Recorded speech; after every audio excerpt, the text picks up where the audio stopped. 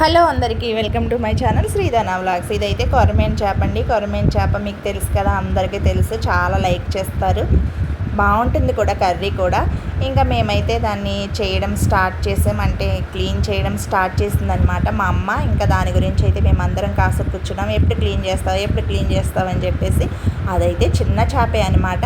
ఇంకా పిల్లి కూడా చూస్తుందనమాట, దానికి ఒక్క పీస్ అన్నా దొరికిపోతుందా తిందాము అని చెప్పేసి. దానికైతే పీస్ అయితే వేయలేదులేండి, దాని రెక్కలు తోకలు ఈకలు ఉంటే వేస్తే అదైతే మంచిగా తినేసింది.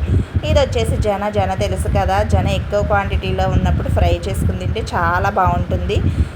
తినని వాళ్ళు ఉంటే ఫ్రై చేసుకుని తినండి జనని, చాలా అంటే చాలా బాగుంటుంది. ఇంకా మా అమ్మ అయితే చేపల కూర వండేసింది. ఇంకా చేపల కూర వండేసాక నా స్టైల్లో అయితే నేను చికెన్ కర్రీ వండడం స్టార్ట్ చేశాను అనమాట. చికెన్ కర్రీ అయితే చాలా ఇష్టం మా పిల్లలకి, చికెన్ బాగా తింటారు.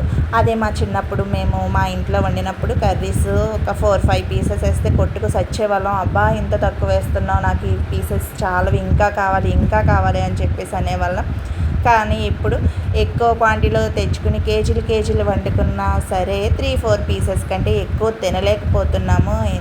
ఎందుకంటే ఎవరికాలకే బిజీ షెడ్యూల్స్ అయిపోయినాయి. అలాగే ఫుడ్ని స్కిప్ చేయడం వల్ల ఎవరికాలకే గ్యాసెస్ అయితే ఫామ్ అయిపోయి తినలేకపోతున్నారనమాట. ఏమో నేనైతే అలానే అనుకుంటాను, మరి మీరు ఎలా అనుకుంటున్నారో నాకైతే తెలియదు. ఇవి వచ్చేసి బిళ్ళగన్నేరు పూలు అమ్మ వాళ్ళ ఇంటికాడ చాలా ఉంటాయి. మోస్ట్లీ మేమైతే పూజకి ఫ్లవర్స్ అయితే పర్చేస్ చేయము బయట నుంచి, ఎక్కువ క్వాంటిటీలో మా హౌస్లోనే ఉంటాయి, సో అవే యూస్ చేసేస్తాము. ఇంకా మందార పువ్వులు, మల్లె పువ్వులు బాగున్నాయని చెప్పేసి అలా వీడియో తీసాను అనమాట. మీకు